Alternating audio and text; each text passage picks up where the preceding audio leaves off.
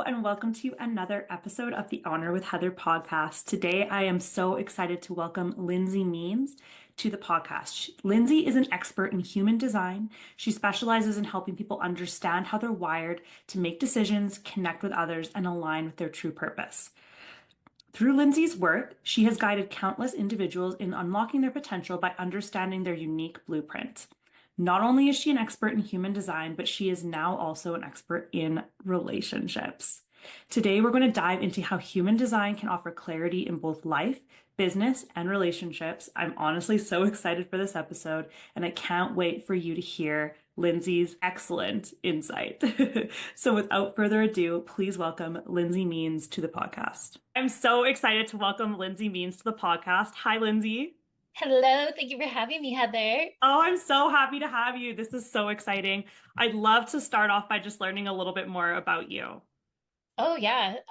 So I'm a former hairstylist of over 12 years, and I discovered human design when during COVID. And so I was in some entrepreneurial group and I was already wanting to get out away from behind the chair and discovered human design and fell in love and officially retired from behind the chair in 2021. And I've been doing this full time and it's been so satisfying and amazing. And anytime I connect with hairstylists, it's not really known that I'm a former hairstylist. I don't think you know I whenever we were actually don't connecting. think I did, which the funny thing is like I'm trying to kind of get away from just hairdressing content on this podcast. So to me, it's really exciting to connect with another hairdresser, former hairdresser who's kind of doing something else.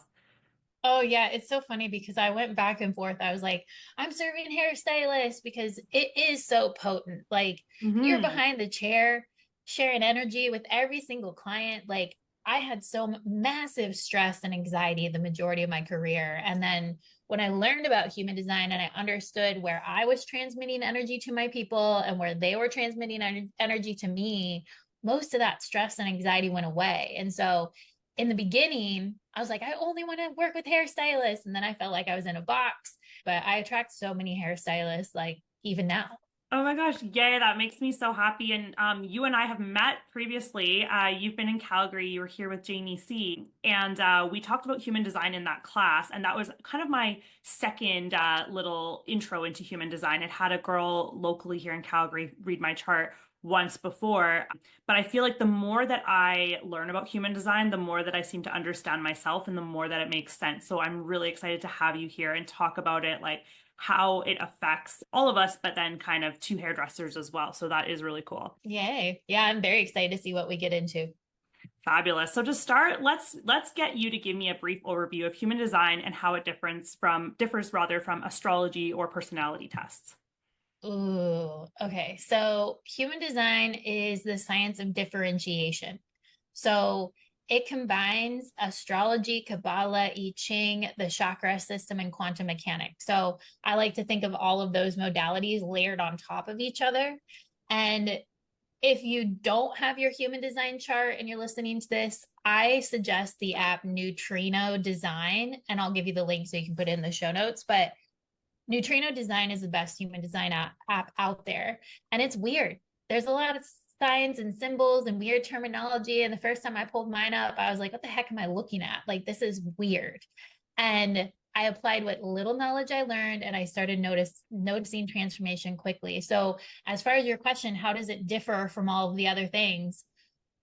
It's like literally it to me, it's like every single personality test out there and then some on crack. Like it it tells you, like I've read over 900 charts by now, and every single person that I have shared information with, whether they're like anti-astrology, more sciencey people, more logical people, a wide range of everyone that I've shared this modality with, and they're all like, oh my God, how do you know me? Like it's so potent. And they say it takes 7 years to fully live by your design. So there's a lot of layers, but at the end of the day, there's only a handful of things that you really need to know so that you can start seeing transformation quick, like I did. And that's what I'm really passionate about. Uh, Helping people with relationships. I call myself a relationship alchemist, and the most important relationship in your life is you. And human design helps you understand yourself more, just like you said, it helps you see yourself through a new empowered lens. And I know that you kind of like shifted to focusing more on relationships, and we're going to touch on that later. I'm so excited to pick your brain on all things relationships. But how can somebody who's new to human design, how can understanding your human design help you with decision making and your life alignment, just like everything overall? Ooh, so okay, let me break down the basics. There's 5 different energy types. So you could either be a manifesting generator like myself, a projector like you, a generator, a manifester, or a reflector. So there's 5 different energy types. And then each of those types have a strategy. Now, that's how you put your body into cruise control. So I believe that our bodies are all intelligent vehicles. Our bodies are like self-driving Teslas. And our soul, our spirit, who we are, we're supposed to be in the passenger seat enjoying this ride called life. But unfortunately, due to conditioning in society and all the things, we're sitting in the passenger seat trying to take over the wheel. And so that's where human design comes in. It says, here's how to become the passenger in your body. So your strategy is how you put your body into cruise control. Now, this is where I'm going to finally answer the question, is your authority in human design is how you make decisions. So this is the interesting thing, is a lot of my journey with human design, I've been on this, they call it an experiment. So strategy and authority, those are the 2 most important things. And if you dedicate and focus on those 2 things, you don't need to learn anything else. So it helps you become confident with making decisions. So I used to be a yes girl. I used to say yes to everything. And that's what society tells us to do. Say yes to everything, make things happen. And that's completely out of alignment for me. For me, the way I make decisions is it's either a hell yes or hell no. It's never going to be a hell maybe. And so when I started honoring my yeses and honoring my nos, I stopped being frustrated and I started getting into more alignment. So it helps you trust yourself. It helps you be confident. And yeah, honestly, like strategy, authority, those are the most important things. Yes. So prior to this episode, you have pulled up my chart. And as you mentioned, I am a projector. So your Switch. strategy is, for projectors, it's waiting to be recognized and invited. Mhm. So as projectors, you see from this bird's eye view, you see from point A to Z, you're really here to lead and guide the generator types, which are 70% of the population. And you've been studying people your whole life. Like as a kid, I'm curious if this is correct, but as a kid, you probably you probably were hard potentially for your parents because they couldn't get anything by you. Like Yeah. you were just noticing everything, but why? But why? But what about this? Like projector kids are so magical. And you are designed to be recognized for your wisdom in order to guide people. So it's really about consent. It's like, Mhm. if you have advice, please don't share it unless you have consent. And that's for everyone, but especially projectors. Like, and when you share advice, my mom's a projector, and my whole life I'm telling her my problems. And she's like, Lindsey, you can do this, this, and this. And I'm like, ugh, get out of here, mom. Like, I don't want, it's like, it's like, you can see if you're watching the video, you can see my face. It's like a bitterness Yeah. sort of a feeling of like, don't tell me what to do. And then when I learned about human design, I shared this hack with my mom, and it's a hack for all projectors and really anyone. If you have advice to share, ask for consent. Hey, I've got some insight into this situation. Do you want to hear it? And my mom started doing that to me. And I'm like, yes, mom, please tell me. And it was just that one little shift. So it's really Mhm. about consent for you as a projector. I think, yeah, like as a projector, I find that is like a little bit of a difficult shift to make, and it's been something that I've been trying to keep top of mind in the last little while, especially as I own a salon and I have a lot of girls who are learning from me, and sometimes I see opportunities for them to learn, and I have to kind of hold myself to it and be like, can I give you some advice? Can I share this with you? But it can feel a little frustrating. So I'm wondering what your advice is for projectors on how to stay patient and trust the process. It takes time. It takes time. Like through the lens of human design, every type has to wait. You have to wait to be recognized. Manifestors have to wait for the inspiration. Generator types have to wait to respond. And reflectors are, if you're a reflector listening to this, I always say DM me, because reflectors are only 1% of the population. And your strategy is to wait 28 days, but there's way more nuances to that. But we all have to wait. And so it's really honoring first yourself and understanding how your mechanics run, and then honoring other people. And 70% of your stylists at your salon are going to be generator types, and they need something to respond to. So if you can as projectors, get really good at asking yes or no questions. Mm-hmm. And if you're like, hey, it seems like you're struggling this week. Do you want some support? Or then they're like, uh-huh. Then you've got the in. Or it's like, then just leave them be. But giving them something to respond to is going to be the best. And I mean, truly, I'm sure we'll get into this, but as a salon owner, if you know every single stylist human design, like that's what I see a vision of the future is supporting teams in the owner, the leader, understanding everyone else, but also everyone else understanding each other. I've done multiple salon group readings, and it's so funny because everything that I say, people are like, oh my God, that is so you. And they see it. Like, you can't not see it. You just understand how everyone's different. Yeah, absolutely. And how would someone use human design to improve their career, relationships, or overall well-being, kind of just to piggyback off of that? It's really about understanding that you're different. So, human design is the science of differentiation. And in a world where it's like same, same, same, same, same, like even if you've got two different projectors sitting in front of me, there's multiple types of projectors, and there's multiple types of nuances within the chart. So understanding you're different, embracing the weirdness, like that was one of the biggest ahas that I've had with human design. Is I've thought I was a weirdo my whole entire life, and there was something wrong with me. So I tried to conform and suppress the weirdo-ness. And then when I learned my human design, it's like, yeah, girl, you're a freaking weirdo. And so it gave me that permission that I didn't need to show up as fully authentically me. And in this war, I mean, we're entering into a new age, especially with AI.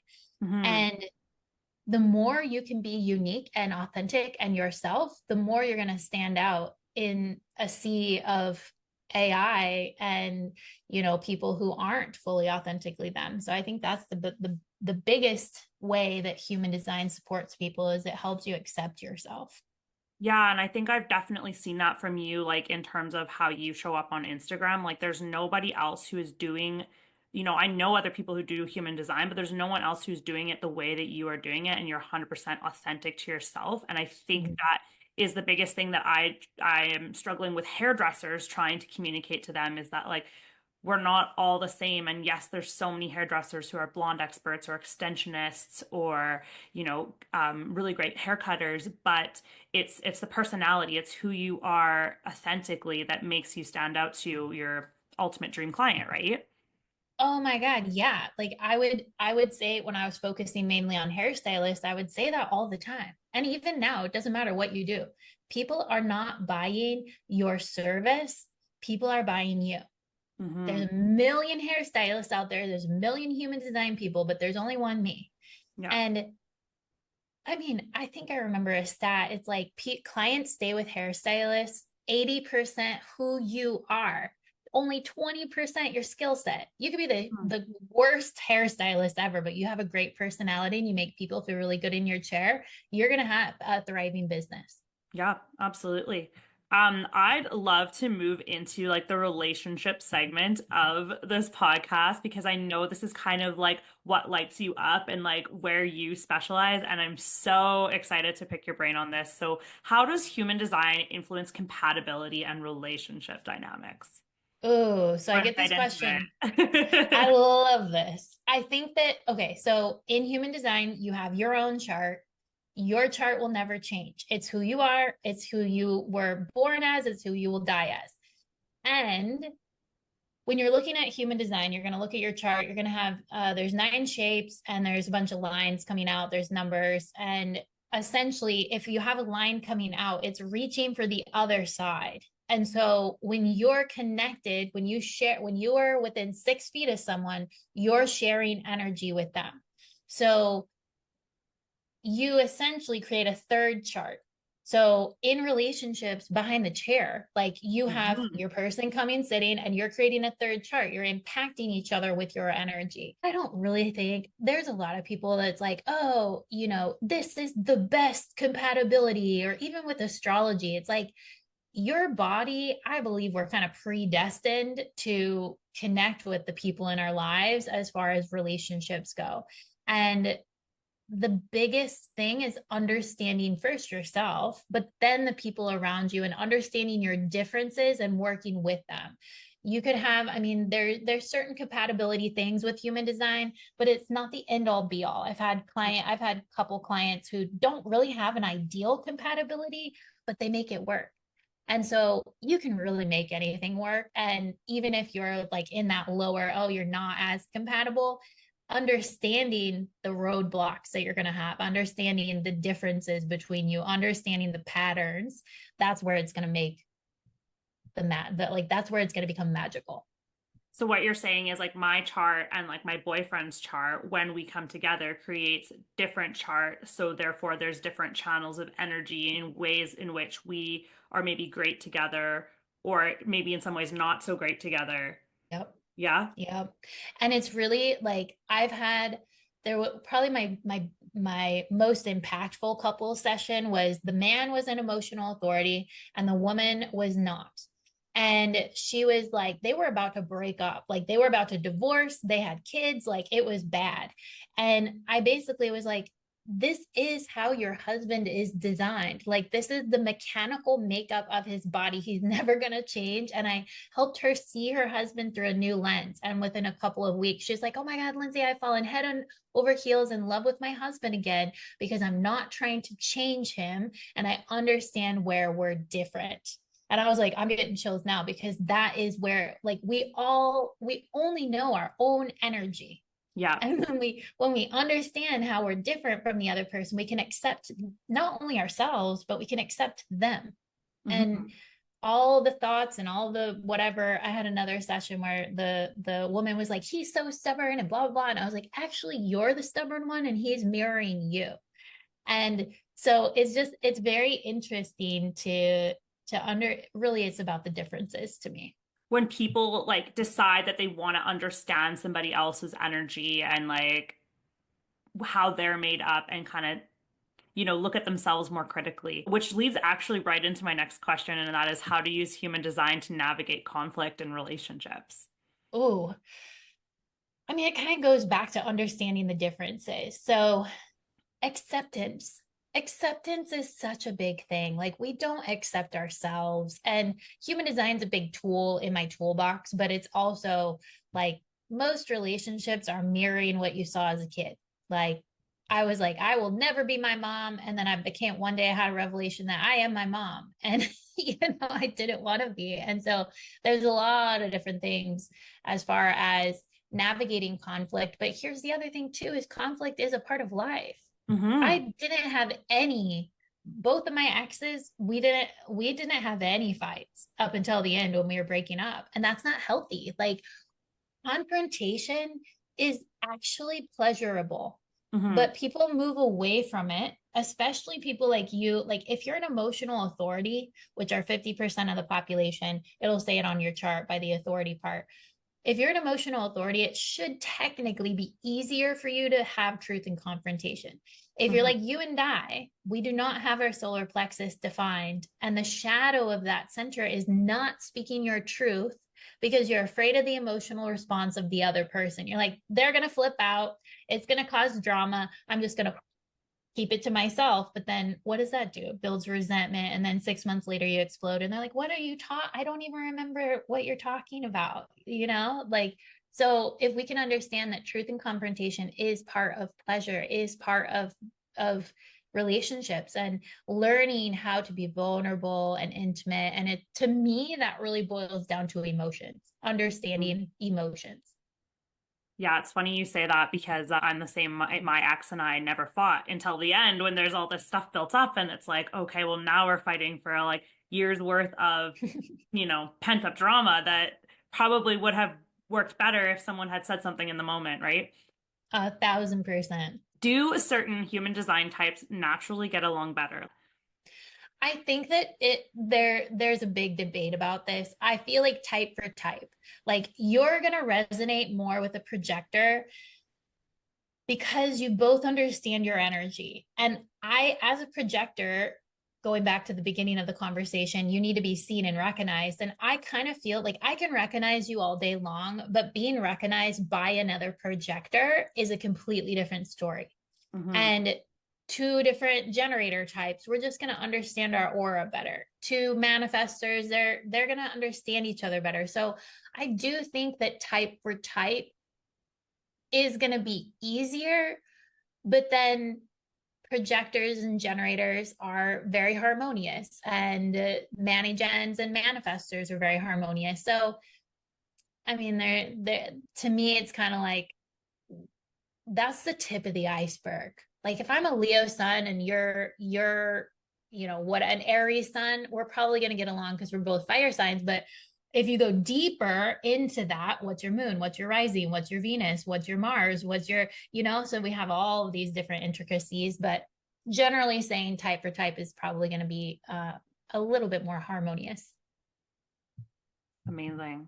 Can someone shift their energy to attract the right partner or improve an existing relationship? Yeah, 1,000%. Be more you. Yeah. Focus on you. Hmm. Stop focusing on the other people. Like, we live in an age where everyone is very codependent, and we are sourcing love from the other person. And unfortunately, I believe that most humans don't really understand what unconditional love is. And I really firmly believe that no one on earth will ever be able to love you exactly as you need to be loved other than you. And so when we can source from within first, and then it's just like the cliche thing of like you can only give from a full cup, right? Like if you're empty, what are you doing, And so I think that it's really like loving yourself first, and letting go of all the masks, all of the layers, all of the things that are not you, so that you show up as fully authentically you, so that you can attract what is meant for you.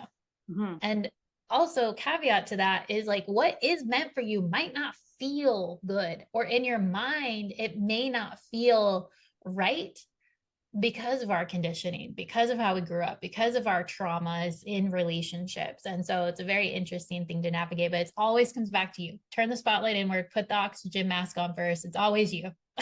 Is there something about like relationships and human design that you wish people knew more about? Themselves. I mean, it Yeah. really boils down to that. Because here's the thing, too, strategy authority is the most important thing. And so when you understand if you have two people who have a sacral authority, they're going to make decisions in the same way.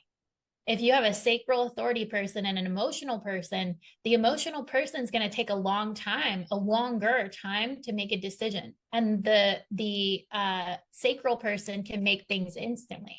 And so I've been in situations where like, oh my God, you take forever to make a decision. Why can't you just make a decision right now? I don't know what's wrong with you. But then when you understand, you can be like, oh, okay, I'm going to honor you even though you're different from me. Hmm. So understanding it's really like, it's not like I concede to everyone else, but it's how can we meet in the middle? How come, like, sometimes you're going to compromise? Like, I don't think there is a perfect ideal human design chart or a perfect ideal human, really. Like we're all navigating a lot in our lives, so there's no perfection at all whatsoever. And it's really understanding first, putting yourself first, and then understanding the mechanics of the people around you. Yeah, amazing. What is one practice that has personally changed your life when it comes to human design? Mm. Embodiment.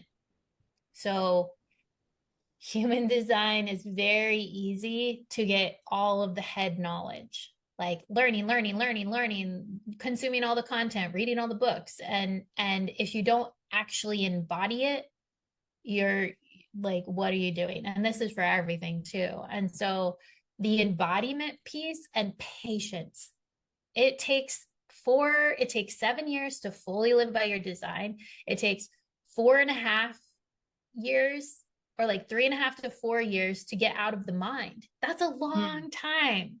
So people are trying to do things too quick with human design. And it's like, slow down, just slow down, enjoy the experiment. Now, within that 7 years, what are the daily habits, and this may change from different design type, that can like we can put into practice and start to be more mindful of to be living in Mm. that human design? So here's the hierarchy that I personally teach. It's strategy, authority, theme for life. You could spend your whole, it took me a year plus to really understand my strategy and authority and theme for life. Like that's that's kindergarten. But you could only pass, like you could only graduate kindergarten and be totally fine. And so those are the most important things that I harp on, not harp on, but that I talk about all the time. Then after that, it's deconditioning your center. So all of the white centers that you have in your chart, that's where you're going to school in life. And all of those centers have shadows. And so for me, it's a lot of awareness and contemplation. And really, the more aware you can be, the more you're going to see things playing out.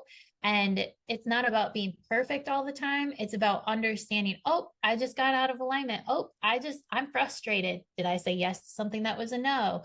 Did I try to push force or make something happen? Or for you, if you bitterness is your out of alignment theme. So if you're bitter, you're like, oh, am I not waiting to be recognized? Did I give advice without being invited? Did I make a decision without using my authority? So it's really coming down to the embodiment practices and I mean strategy, authority, theme, deconditioning the centers. There's certain placements that are more important in your chart, but like I said, you could take 3 years and just study those first three things and continuously be learning over and over and over again.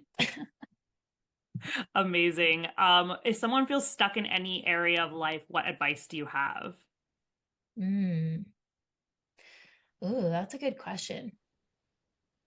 I mean, I feel like I'm a broken record sometimes. Like contemplation, like journaling, changing. If you feel stuck, change your state. That's the biggest thing. Go for a walk, go move, go get in different environments, go, you know, dance, move your body. Like, how can you shift your environment and shift your state? Because a lot of times we get frozen and we're frozen in a spot and our nervous system is stuck. And so, how can you move? How can you shift? How can you think about something else? How can you pivot? How can you meditate? And there's so many tools out there, We'll get but it's just like on that. what's in the moment right now that I can change my state quickly. Is there anything that you think I need to know since you've looked at my chart today? Oh, that's a good question. So, ooh, for you, the first thing that comes through is your root center, which is a square on the bottom, is your most activated, undefined center. So, the place that you're going to school in life is you're learning how to not be in a hurry to be free from pressure. So there's pressure to get things done. There's pressure to check things off your to-do list. There's pressure.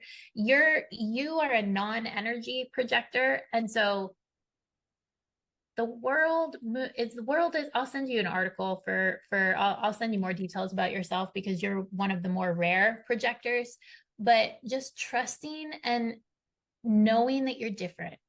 And unless it's life or death, do you really need to check all the things off the box? No, you don't. I gotta stop making lists because I feel like I'll make a list and I'm like, oh my gosh, there's so many things on here, and I'm like, it's not that real. Make a list and prioritize it. So get everything, brain dump everything out there, make a list and then prioritize it and make a commitment to do one or two things, check one or two things off that list every day. And that will continuously push you forward. But we don't have to do all of the things at once. Yeah. Thank you so much, Lindsay. I would love to wrap this up by just if you could tell me where our listeners can find you and where they can go to find out more about their human design.